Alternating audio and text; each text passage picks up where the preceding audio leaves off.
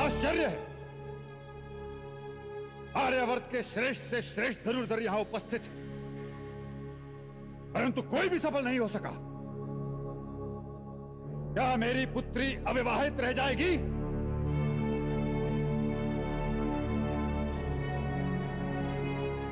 क्या आर्य पुत्रों की भुजाओं में बल और उनकी दृष्टि में तेज नहीं रहा?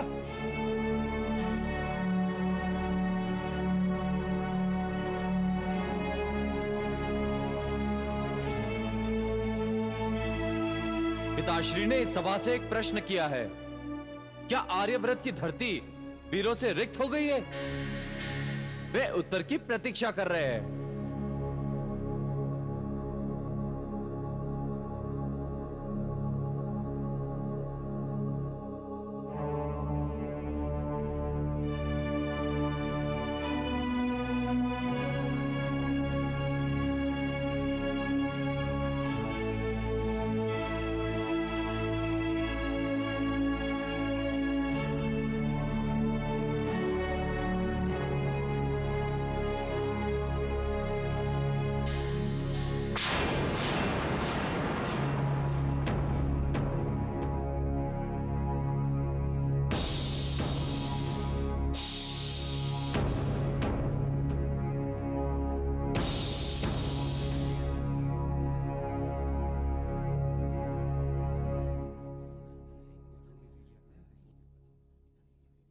ब्राह्मण और धनुर्धारी? क्यों, क्या मैं नहीं हूं धनुर्धारी? भगवान परशुराम नहीं थे धनुर्धारी? तुम भी तो शस्त्र धारण करते हो। शस्त्र धारण करना और बात है, सर्वश्रेष्ठ धनुर्धर की प्रतियोगिता में उतरना और बात।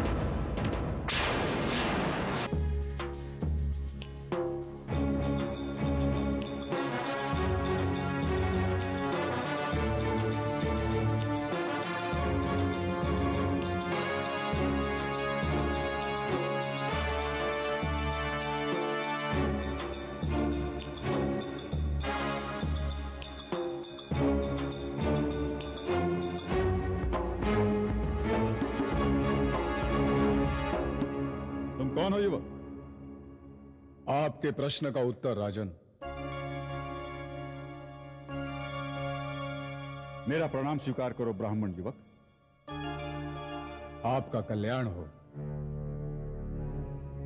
मैं आपसे प्रतियोगिता में सम्मिलित होने की आज्ञा चाहता हूं। ब्राह्मण देव, यदि आप प्रतियोगिता में भाग लेना चाहते हैं तो मैं आपको अनुमति देता हूं। प्रतियोगिता के नियमों के अनुसार आपको अनुमति लेने की आवश्यकता नहीं है। कोई भी उत्तम कुल का व्यक्ति प्रतियोगिता में भाग लेने के लिए स्वतंत्र है। आप तो ब्राह्मण हैं।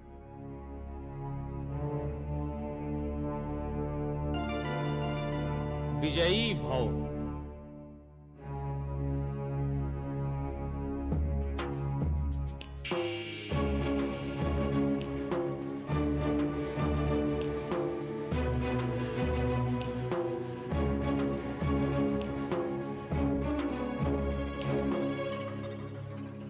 श्री, ये तो अर्जुन है।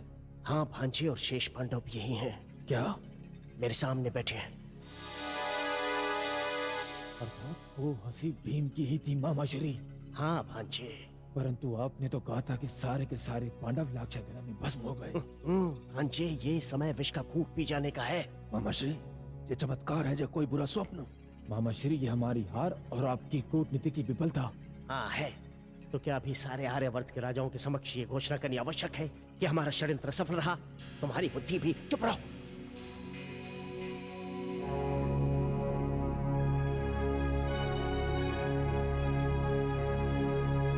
कन्हैया, ये ब्राह्मण युवक कौन है?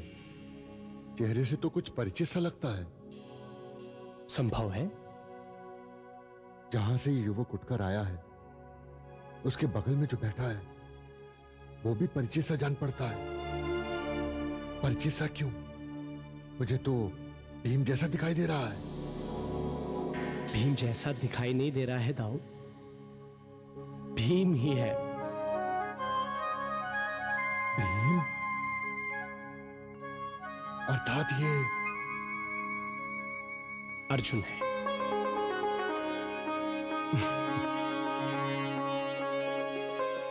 तेरी लीला भी कोई समझ नहीं पाया कन्हैया।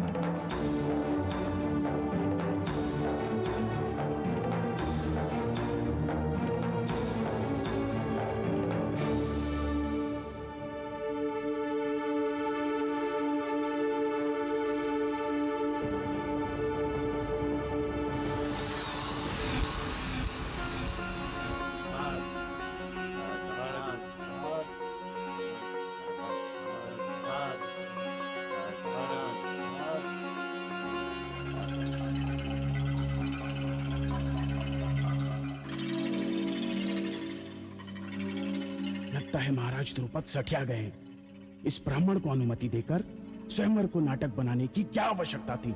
और क्या, इससे तो अच्छा होता कि हम क्षत्रिय ही आपस में लड़कर यह निर्णय कर लेते कि द्रौपदी किसके साथ जाएगी। धनुष तो उठा नहीं पाए, लड़ने की बात कर रहे हो। तो आपने ही कौन सा तीर मार दिया शिशुपाल जी?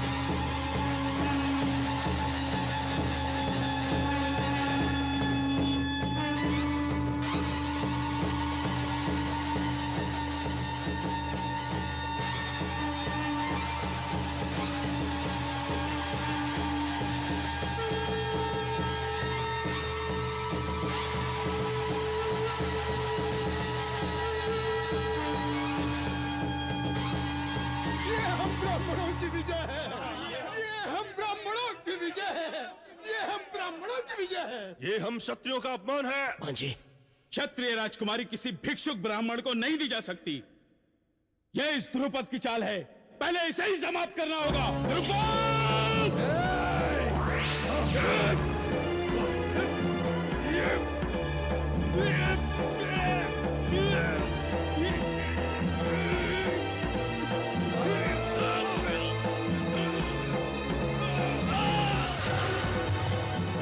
मामाश्री, पांडवों पर आक्रमण करने का यही उचित समय है। हम आक्रमण कर देते हैं। नहीं भांजो, नहीं भांजो, अभी नहीं। बाहर यादव सेना शस्त्रों से लैस खड़ी है। मैंने तो नहीं देखा। मैंने देखा है, तभी तो अपनी बुद्धि से काम ले लिया करो। मामाश्री, आपने जो बुद्धि का उपयोग किया था उसका परिणाम आपके सामने है। हटिए आप। नहीं भांजो, चला दो। नहीं भांजो, नहीं भांजो, मेरी बात मानो। सावधान, सावधान! यदि किसी को अपनी मृत्यु से प्रेम हो तो आगे बढ़े। यह स्वयंवर की पवित्र भूमि है, रक्त बहाकर इसे अपवित्र मत करो। यह धर्म है। स्वयंवर के नियमों को तोड़ने का दुस्साहस मत करो। छोड़िए मामाश्री।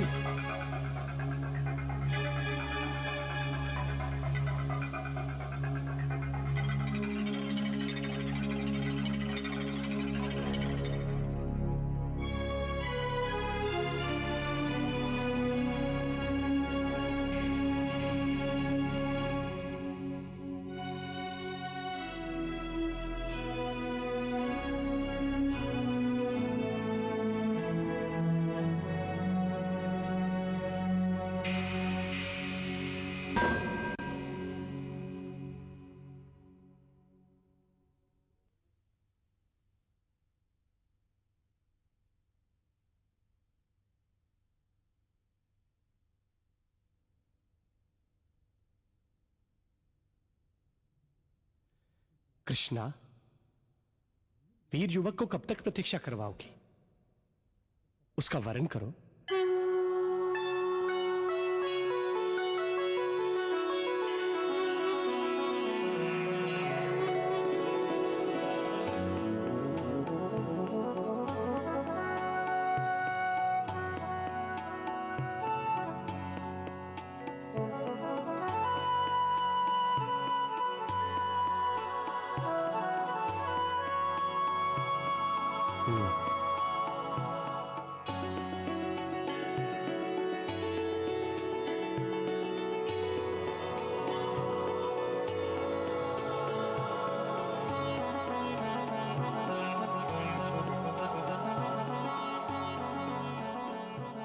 शुभमस्तु, कल्याणमस्तु।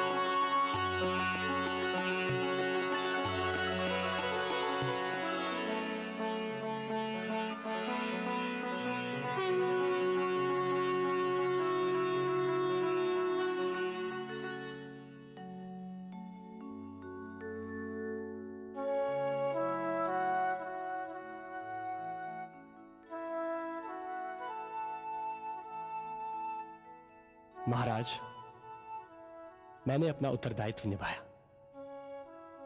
अब मुझे आज्ञा दीजिए, एक आवश्यक कार्य के लिए जाना है। उद्धव,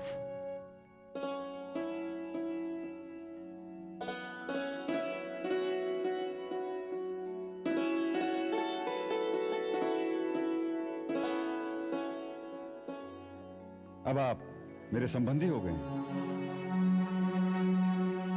इसलिए मैं आपका परिचय जानने के लिए उत्सुक हूं। हम लोग भिक्षुक ब्राह्मण हैं। ये मेरे भाई हैं हम हमारी माता के साथ कुम्हार के घर ठहरे हैं।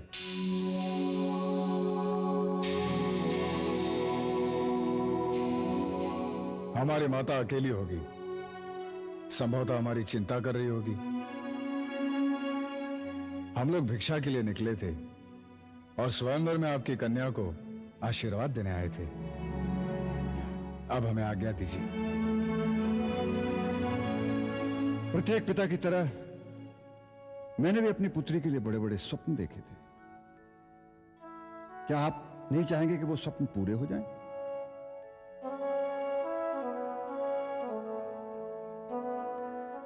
मैं आपको रोक तो नहीं सकता, परंतु क्या अच्छा ना हो कि एक कुम्हार के घर में असुविधा से रहने के स्थान पर आप मेरे राजप्रसाद में रहें? पिताश्री, मेरे पति को अपना घर जामाता बनने का निमंत्रण देकर आप उनका अपमान मत कीजिए।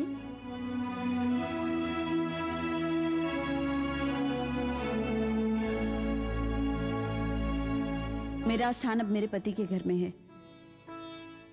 वो जहां भी है, जैसा भी है।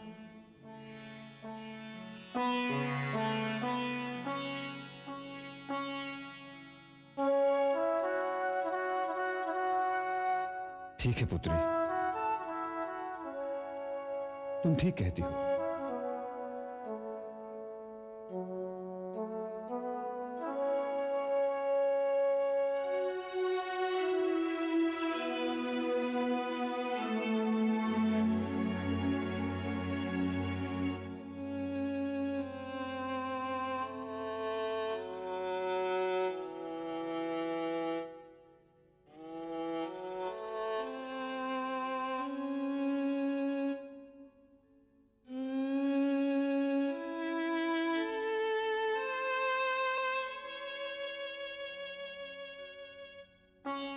धृष्टद्युम्न,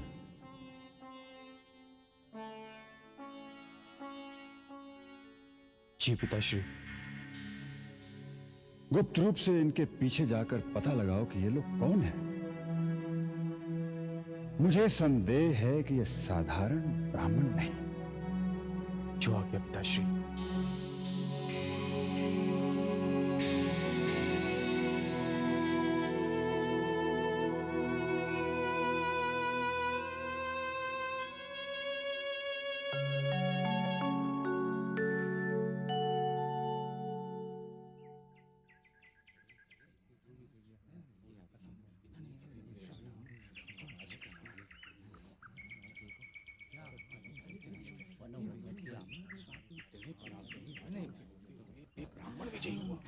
वो भी इतनी कठिन कसौटी धनुर्विद्या की।